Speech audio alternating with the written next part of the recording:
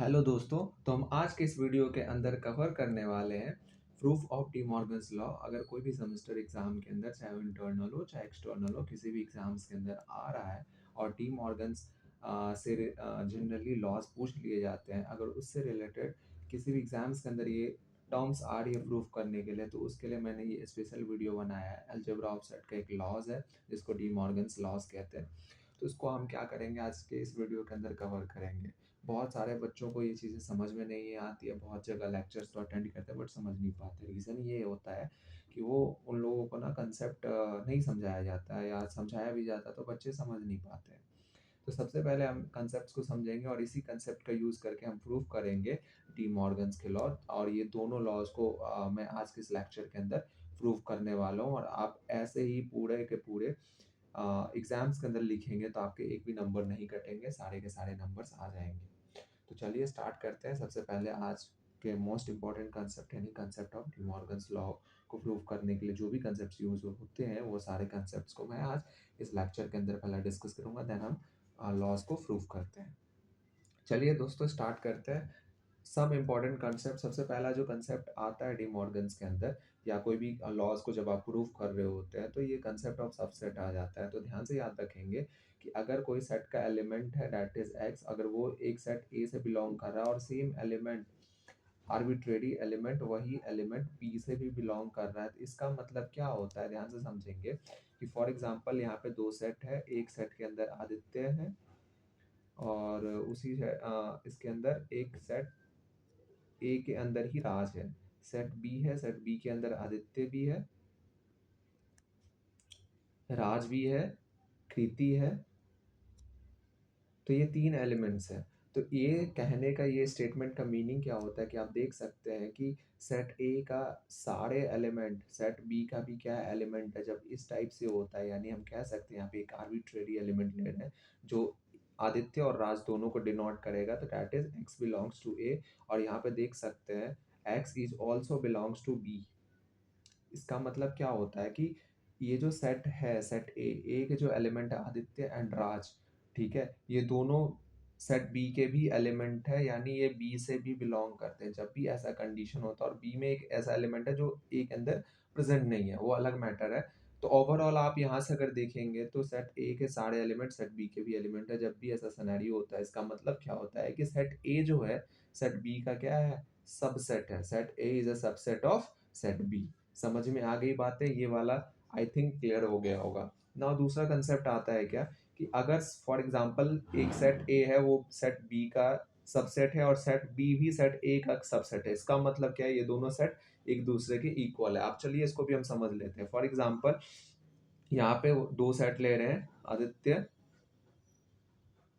कृति and Ritesh. ये एक set है। दूसरा सेट मैं ले रहा हूँ, दूसरा सेट भी सेम है, आदित्य, रितेश एंड कृति। आपको मैंने बहुत सारे लेक्चर्स के अंदर ये बता रखा है कि सेट के अंदर ऑर्डरिंग इंपॉर्टेंट नहीं होता है।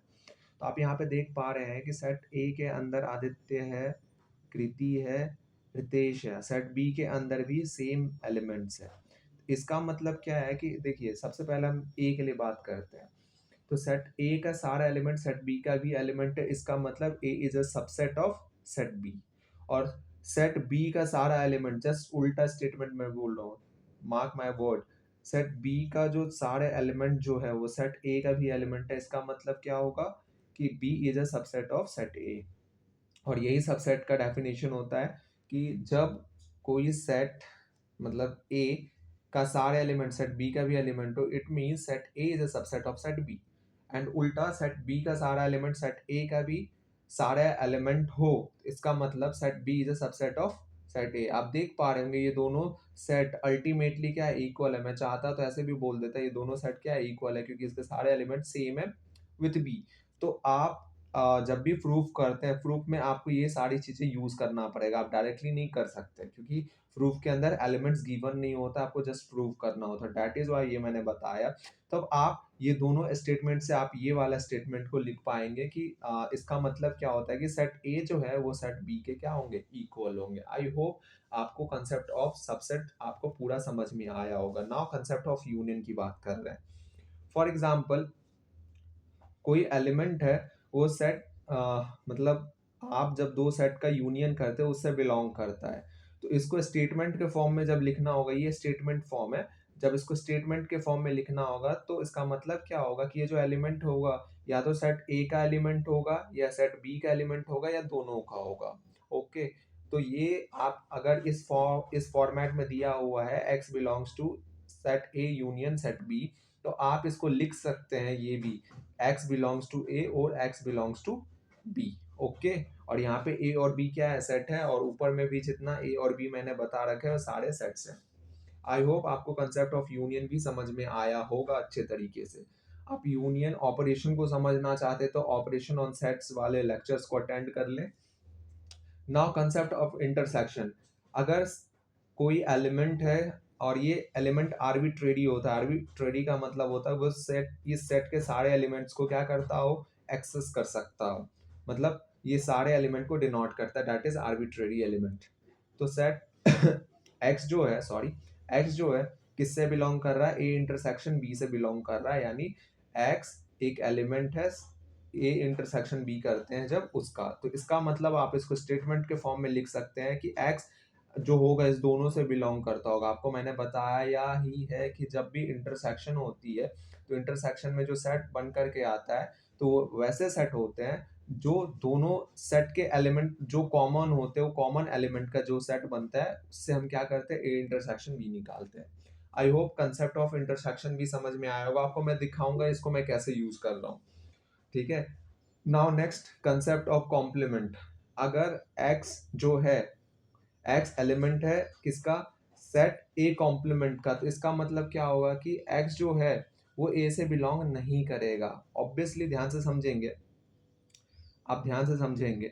फॉर एग्जाम्पल इसको मैं वेन डायग्राम से बता देता हूँ इजी अंडरस्टैंडिंग के लिए। फॉर एग्जाम्पल ये सेट ए है, तो ए कॉम्प्लीमेंट कौन होता है, जो ए के बाहर वाला ये वाला जो रीजन बच जाता है, ये वाला देख सकते हो जिसको मैंने क्या कर दिया, कलर कर दिया, सेट रीजन, तो ये वाला सेट जो होता है ये कॉम्प्लीमेंट होता है। और देखो ये सेट ए है और ये कॉम्प्लीमेंट ऑफ सेट ए है, दोनों में कोई कॉमन चीजें है ही नहीं। अगर एक्स बिलोंग कर रहा है ए कॉम्प्लीमेंट से, इसका मतलब क्या होता है कि ऑब्वियसली एक्स बिलोंग नहीं करता होगा ए से। अगर कोई एलिमेंट इस वाले रीजन से बिलोंग कर रहा है तो इसका मतलब ये थोड़े ना कि ये सेट ए से भी बिलोंग करे, यही मीनिंग है। तो अगर कोई ऐसा कंडीशन है तो आप उसको लिख सकते हैं यस कि एक्स बिलोंग कर रहा है ए कॉम्प्लीमेंट से, तो इसका मतलब ये है कि एक्स जो है सेट ए से बिलोंग नहीं करेगा, सेट ए के कॉम्प्लीमेंट से बिलोंग करेगा बट ए से बिलोंग नहीं करेगा। उसे आप स्टेटमेंट के फॉर्म में ऐसे लिख सकते हैं। नाउ नेक्स्ट, ठीक है, अगर कोई सेट है, ठीक है, ए यूनियन बी, कहने का मतलब ये है अगर एक्स ए यूनियन बी से बिलोंग नहीं कर रहा तो इसका मतलब क्या होगा कि एक्स जो है इसके इंटरसेक्शन से भी बिलोंग नहीं करेंगे। ऑब्वियस सी बात है, यूनियन कहने का सेंस है, आप इसको भी वेन डायग्राम से, चलिए मैं समझा देता हूँ, ध्यान से समझेंगे। सेट का जो यूनियन होता था, फॉर एग्जांपल ये सेट ए है और ये सेट बी है, यूनियन जो होता था ये पूरा ये वाला रीजन यूनियन को रिप्रेजेंट करता था, ये पूरा रीजन किसको रिप्रेजेंट करता था, ए यूनियन बी। तो यहाँ पे स्टेटमेंट का मतलब क्या हुआ हो रहा है कि ये जो एलिमेंट है इसके यूनियन से बिलोंग नहीं कर रहा। ऑब्वियसली जब यूनियन से बिलोंग नहीं करेगा तो इसके इंटरसेक्शन से भी बिलोंग नहीं करेगा। If X does not belongs to set A union B, it means कि X also doesn't belongs to set A intersection B। समझ में आ गई होगी बातें। आप ये जब इससे बिलोंग नहीं कर रहा तो ऑब्वियसली इसके कॉम्प्लीमेंटेड ये वाले रीजन से बिलोंग करेगा। समझ में आ रही है बातें? ओके, तो इसी को मैं अच्छे तरीके से आप स्टेटमेंट के फॉर्म में ऐसा लिख सकते हैं। इसको मैंने स्टेटमेंट में लिखा, यूनियन को आप यहाँ पे और से दिखा सकते हैं और ये सारी बातें वही है। ठीक है, तो आप इसको लिख सकते हैं, ये वाले को आप लिख सकते हैं X doesn't belongs to A और X doesn't belongs to B. आप इसी को स्टेटमेंट के फॉर्म में, इंटरसेक्शन को स्टेटमेंट के फॉर्म में ऐसे लिख सकते हैं, X doesn't belongs to A and X doesn't belongs to set B. I hope आपको ये सारी चीजें समझ में आई होगी। ये कंसेप्ट का यूज करके हम क्वेश्चंस को कैसे करेंगे, क्वेश्चंस में ऑब्वियसली हमारा जो मोटिव है डी मॉर्गन्स को कैसे प्रूव करेंगे, आपको अच्छे से तरीके से समझ में आएगा। चलिए अब हम डी मॉर्गन्स को डिस्कस करते हैं। नाउ डी मॉर्गन्स को देखते हैं कैसे प्रूव करते हैं।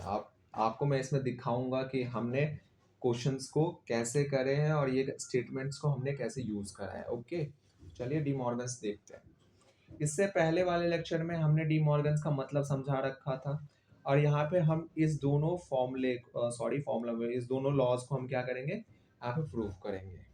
ओके, तो चलिए स्टार्ट करते हैं। एंड सबसे पहले हम प्रूफ करते हैं डी मॉर्गन्स का ए यूनियन बी का whole complement is equals to A complement intersection B complement कैसे होता है, ध्यान से समझते हैं। आपको मैंने बता दे दिया था कि जब भी हम प्रूफ करते हैं कोई भी लॉ को, इसमें दो साइडेड होती है, एक लेफ्ट हैंड साइड एक राइट हैंड साइड। सबसे पहले हम क्या करेंगे, लेफ्ट हैंड साइड में सारे ऑपरेशंस जितने आते हैं उसको परफॉर्म करके दिखाएंगे और वही राइट हैंड साइड में भी लाने की कोशिश करेंगे। अगर और अल्टीमेटली हमारा जो गोल होगा, अल्टीमेटली हमें बस इतना करना है कि ए यूनियन बी के होल कॉम्प्लीमेंट को सबसेट प्रूफ कर देना है, A complement intersection B complement का, और A complement intersection B complement का को सबसेट प्रूफ करना है इसका। जब ऐसे हो जाता है तो हम क्या कह सकते हैं, ये दोनों सेट क्या है, आपस में इक्वल है। इस कंसेप्ट के थ्रू हम प्रूफ कर सकते हैं, जैसे कि मैंने कंसेप्ट ऑफ सबसेट में बताया। तो चलिए अपने गोल को देखते हुए आज हम प्रूफ करते हैं इस टॉपिक के पहला, that is A union B का कॉम्प्लीमेंट। याद रखेंगे सबसे पहले हम क्या करेंगे, इस जो गिवन लॉ दिया हुआ है इसके लेफ्ट हैंड साइड को लिख लेंगे। ओके, और लिखने के लिए आपको लिखना पड़ेगा फ्रॉम LHS। एग्जाम्स के अंदर भी ऐसे करना है, हमने यहाँ पे LHS लिखना है। LHS क्या, सिंस LHS आपका है ए यूनियन बी का होल कॉम्प्लीमेंट, ये देख सकते हैं मैंने पहले बता रखा है। ओके, अब क्या करना है, ध्यान से देखेंगे। क्या आप ए यूनियन बी, आपको क्या करना है, आप एक ऐसा आर्बिट्रेरी एलिमेंट को लेट करना है, लेट एक्स। एक्स एक ऐसा एलिमेंट है जो ए यूनियन बी के कॉम्प्लीमेंट से क्या कर रहा है, बिलोंग कर रहा है। एक्स एक ऐसा एलिमेंट है, आपको पता ही है, आप कुछ भी कर लो, दो सेट में कोई सा ऑपरेशन परफॉर्म कर लो, ओवरऑल जो चीजें आएगी वो भी एक सेट होगा, तो ऑब्वियसली यहाँ पे कुछ ना कुछ तो एलिमेंट होगा ही। तो हमने क्या किया, एक्स को एक आर्बिट्रेरी एलिमेंट लिया एक सेट के अंदर, और ये सारे इस सेट के सारे एलिमेंट्स को रिप्रेजेंट कर रहा है। तो आप लिख सकते हैं where X is an arbitrary element.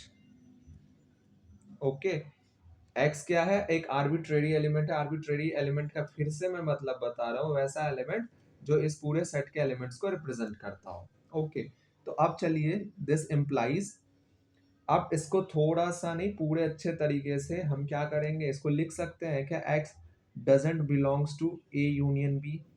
Obviously मैंने पीछे बता रखा है, क्या बता रखा है कि अगर यहाँ पे देख सकते हैं कॉम्प्लीमेंट में, अगर कोई सेट है दैट इज ए, अगर वो सेट ठीक है का फॉर एग्जांपल एलिमेंट है एक्स, ये बिलोंग कर रहा है इसके कॉम्प्लीमेंट से, तो ऑब्वियसली ये नहीं बिलोंग करेगा इसके नॉन कॉम्प्लीमेंट पार्ट से। तो यहाँ पे देख रहे हैं कि एक्स बिलोंग कर रहा है कॉम्प्लीमेंट पार्ट से, तो यहाँ पे एक्स बिलोंग नहीं करेगा, इसके कॉम्प्लीमेंट पार्ट को हटा देंगे उससे। समझ में आ रही होगी बातें। नाउ अब आप इसको क्या लिख सकते हैं, X doesn't belongs to A और X doesn't belongs to B. ऐसा हम क्यों लिख पा रहे हैं, आपको मैं चलिए दिखा दे रहा हूँ। ये वाला स्टेटमेंट में मैंने बताया था X doesn't belongs to A union B, इसका मतलब आप इसको स्टेटमेंट में ये टर्म्स लिख सकते हैं, नो डाउट। और यूनियन का भी मैंने बता रखा है, यूनियन में अगर कोई चीजें हो तो उसको ओडिंग में कैसे लिखते हैं, यहाँ पे। ओके, तो इसका मतलब क्या है कि आप यहाँ पे लिख सकते हैं ब्रैकेट के अंदर कि एक्स बिलोंग कर रहा है, कहाँ से बिलोंग कर रहा है भाई साहब, बिलोंग कर रहा है ए यूनियन बी से। तो इसका मतलब क्या होता है, this implies and implied x belongs to a और x belongs to b।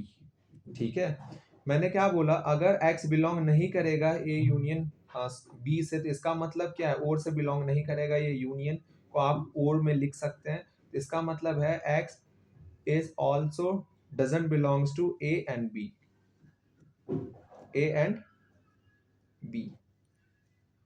Okay, आप क्या देख सकते हैं, ध्यान से अगर चीजों को समझेंगे, इस वाले पार्ट को आप क्या लिख सकते हैं, ध्यान से देखेंगे। आप इसको लिख सकते हैं क्या, ये चीजें लिख सकते हैं, x belongs to A complement.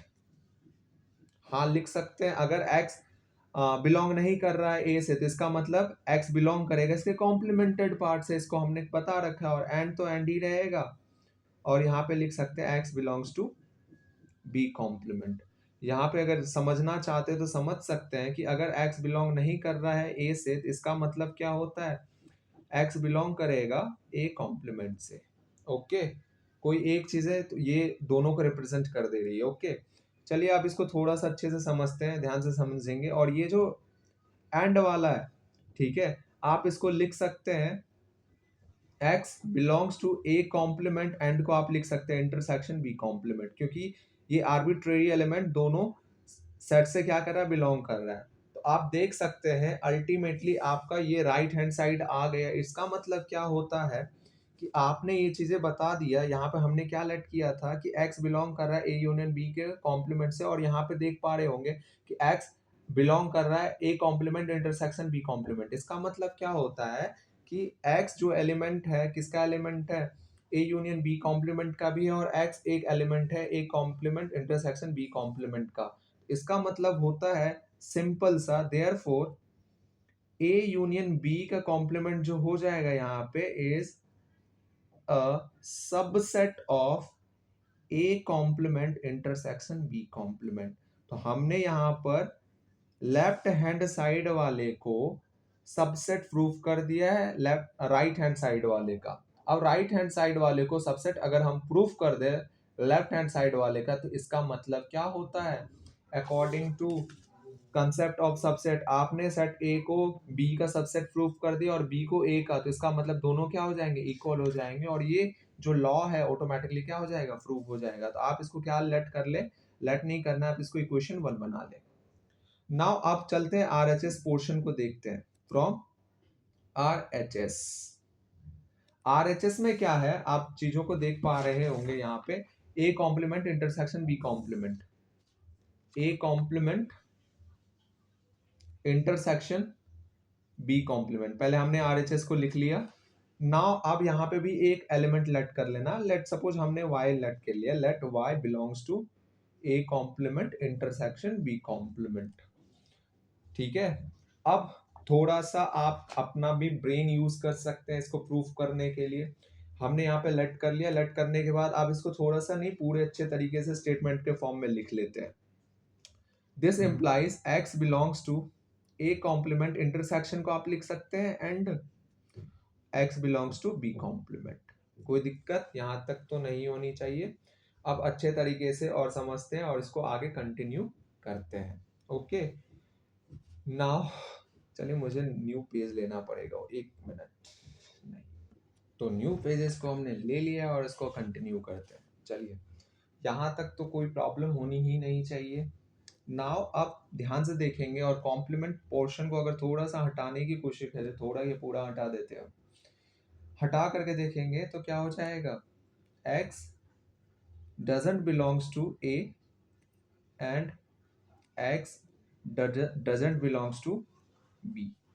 Complement मैंने क्या बोला, अगर कॉम्प्लीमेंट से बिलोंग कर रहा है तो ऑब्वियसली ए से बिलोंग नहीं करना चाहिए। देखिए ये कॉम्प्लीमेंट है, ये कॉम्प्लीमेंट नहीं है, नॉन कॉम्प्लीमेंट है। अगर वाई कॉम्प्लीमेंट रीजन से बिलोंग कर रहा है तो वाई बिलोंग नहीं करेगा नॉन कॉम्प्लीमेंट रीजन से। यहाँ पे भी अगर एक्स मैंने सॉरी वाई अगर बिलोंग कर रहा है बी के कॉम्प्लीमेंट वाले रीजन से, तो वाई बिलोंग नहीं करेगा बी वाले के कॉम्प्लीमेंट वाले रीजन से। आई होप आपको यहाँ तक चीजें समझ में आ रही होगी। सिली मिस्टेक हो गया, आपको ये मिस्टेक्स नहीं करने हैं। ओके, तो हम क्या लिख सकते हैं, अगर ये इंटरसेक्शन से भी बिलोंग नहीं कर रहा तो हम इसको लिख सकते हैं कि y doesn't belongs to a or y doesn't belongs to b also। अगर कॉमन रीजन से बिलोंग ही नहीं कर रहा है तो ऑब्वियसली y बिलोंग नहीं करेगा इस दोनों के ओड वाले रीजन से। आप इसको और अच्छे तरीके से समझने के लिए आपको मैंने ये वाला चीजें बता रखा है कि अगर x जो है बिलोंग कर रहा है, सॉरी डजंट बिलोंग कर रहा है ए, और x डजंट बिलोंग कर रहा है बी से, तो इसका मतलब क्या होता है, x डजंट बिलोंग करेगा ए एंड बी से भी। इसका जस्ट रिवर्स भी होता है। ओके, तो हम यहाँ पे इसके जस्ट रिवर्स वाले पोर्शन को यहाँ पे यूज कर रहे हैं। तो मैंने बोला ना, कंसेप्ट जो भी है वो मैंने बता दिया, उसी कंसेप्ट को यूज करके हम क्या कर रहे हैं, इसको बना रहे हैं। आई होप आपको यहाँ तक समझ में आ रही होगी। तो आप इस पूरे को अगर कंबाइन करना चाहेंगे तो कंबाइन ऐसे कर सकते हैं, x doesn't belongs to a, और को आप क्या लिख सकते हैं, यूनियन b। कोई दिक्कत नहीं। ओके, अब यहाँ से और अच्छे तरीके से समझने के लिए याद रखेंगे, अगर y बिलोंग नहीं कर रहा है a यूनियन b से, तो इसका मतलब है y बिलोंग करेगा इस यूनियन वाले के कॉम्प्लीमेंटेड रीजन से। ठीक है, यहाँ पर आप क्या स्टेटमेंट यूज कर सकते हैं, यहाँ पे स्टेटमेंट यूज कर सकते हैं क्या, कि x बिलोंग्स टू a। अगर x बिलोंग कर रहा है, या y लिखना चाहते हो तो आप y लिख ले, x बिलोंग कर रहा है a से, तो इसका मतलब क्या है, x बिलोंग नहीं करेगा a कॉम्प्लीमेंट से। सेम उसी तरीके से हमने यहाँ पे लिखा है। आप देख सकते हैं, क्या देख सकते हैं, कि यहाँ पर जो आपने लट किया है, क्या लट किया है, कि y जो है एलिमेंट है a complement intersection b complement का, और वहां यहाँ पे ये भी चीजें प्रूव हो गया, y एलिमेंट है a यूनियन b के होल कॉम्प्लीमेंट का, ये LHS पोर्शन है। इसका मतलब क्या होता है कि ये y इस दोनों से बिलोंग कर रहा है। आप देख सकते हैं, ये इसका भी एलिमेंट है, इसका भी एलिमेंट है। तो आप यहाँ से लिख सकते हैं कि a complement intersection b complement जो है सबसेट हो जाएगा। क्यों हो जाएगा, ये मैंने बता रखा है, a यूनियन p के कॉम्प्लीमेंट का। इसका मतलब क्या है कि y इसका भी एलिमेंट है, देख सकते हैं y इसका भी एलिमेंट है, और y इसका भी एलिमेंट है। y किसका एलिमेंट है, इसका भी एलिमेंट है, जैसे है वाइस वर्सा। तो आप अकॉर्डिंग टू दिस थियरी आप लिख सकते हैं, इस वाले x बिलोंग कर रहा है a से, और x बिलोंग कर रहा है b से, b से भी बिलोंग कर रहा है। इसका मतलब क्या होता है कि a जो है b का क्या हो जाएगा, सबसेट हो जाएगा। तो हमको यहाँ पे वही काम करना है। यहाँ पे हमने क्या कर दिया कि यहाँ पे सबसेट प्रूफ कर दिया कि RHS का सबसेट कौन है, LHS है, और इससे जस्ट पुराने वाले इक्वेशन में LHS का सबसेट कौन है, RHS है। सॉरी, RHS का सबसेट कौन है, LHS है, और यहाँ पे LHS का सबसेट कौन है, RHS है। तो हमने वाइस वर्सा प्रूफ कर दिया according to concept of subset. आप देख सकते हो दूसरा नंबर में मैंने यही बोला कि अगर ये भी इसका सबसेट है, ये भी इसका सबसेट है, इसका मतलब दोनों सेट क्या हो जाएगा, बराबर। तो आप लिख सकते हैं एग्जाम्स के अंदर, फ्रॉम इक्वेशन 1 एंड इक्वेशन 2। ठीक है, ए यूनियन बी का जो होल कॉम्प्लीमेंट होगा इज इक्वल्स टू हो जाएगा A complement intersection B complement. ये हमने क्या कर दिया, इसके एक लॉ को प्रूव कर दिया, दैट इज प्रूफ। देख सकते हैं आप, फिर से अच्छे तरीके से देखना चाहते हैं आप यहाँ पे देख ले, हमने यहाँ से स्टार्ट किया है, ये वाला रीजन से स्टार्ट किया, और अच्छे तरीके से आप देख लो, पूरे एक एक स्टेप देखना चाहते हो देख लो। और एग्जाम्स में यही काम करना है, अच्छे तरीके से लिख करके आना और पूरे मार्क्स गेन करके लाना है। ओके, कमेंट सेक्शन में जरूर कमेंट करें अगर समझ में आ गया हो, कंसेप्ट भी समझ में आ गया। देखो, विदाउट कंसेप्ट से हम कोई भी डिस्कशन नहीं करते। और इसके बाद वाला रीजन आप देख सकते हो अच्छे तरीके से, ये रहा, बिल्कुल इस तरीके से आप लिख करके आएंगे। अगर 5 मार्क्स का क्वेश्चन है तो पूरे 5 मिलेंगे। अगर डी मॉर्गन पूछा जा रहा है तो आपको दोनों लॉज को क्या करना, प्रूव करना पड़ेगा। आप क्या करेंगे, लॉ नंबर 2 को, that is A intersection B का जो होल कॉम्प्लीमेंट है is equals to A complement union B complement. इसे खुद से ट्राई करेंगे, और आपको इसका प्रूवन, मैंने बोला था दोनों प्रूव करूंगा, बट एक बार आप खुद से ट्राई करें। इसका प्रूवन जो प्रूव्ड वाला स्टेटमेंट है आपको डिस्क्रिप्शन में मिल जाएगा। डिस्क्रिप्शन में मैं रिटर्न फॉर्म में क्या करूंगा, प्रूव करके दे दूंगा, ताकि आपको प्रॉब्लम ना, B part. Okay, I hope आपको समझ में आ रही होगी बातें। आप सबसे पहले क्या करेंगे, इसको खुद से ट्राई करेंगे। अगर नहीं होगा आप डिस्क्रिप्शन में देखेंगे, अगर डिस्क्रिप्शन से भी समझ में नहीं आता तो आप कमेंट करेंगे कि समझ नहीं आ रहा, तो हम उस पर भी क्या करेंगे, वीडियो बना लेंगे। देखिए, ऐसा काम मैंने सोचा था दोनों बता दूं, लेकिन कोई नहीं, आप एक से काम चलाओ। अगर दिक्कत होती है आप कमेंट करो, और इस पे जरूर एक वीडियो मैं बना करके दे दूंगा, क्योंकि ड्यूरेशन वीडियो का बहुत ज्यादा हो जा रहा है, दैट इज वाई बच्चे पैनिक हो जाएंगे। आई होप आपको ये चीजें समझ में आई होगी। बच्चे, सबसे पहले ये कंसेप्ट समझ लो, हर एक जगह प्रूफ तो किया जाता है बट कंसेप्ट नहीं बताया जाता। आप कंसेप्ट समझ लेंगे ना, तो कोई सा भी प्रूफ करने दिया जाएगा, आप इस कंसेप्ट के हेल्प से प्रूफ कर सकते हैं। ओके, इवन हमने जितना लॉज पढ़ाया है उस लॉज को भी आप इस कंसेप्ट के हेल्प से प्रूव कर सकते हैं।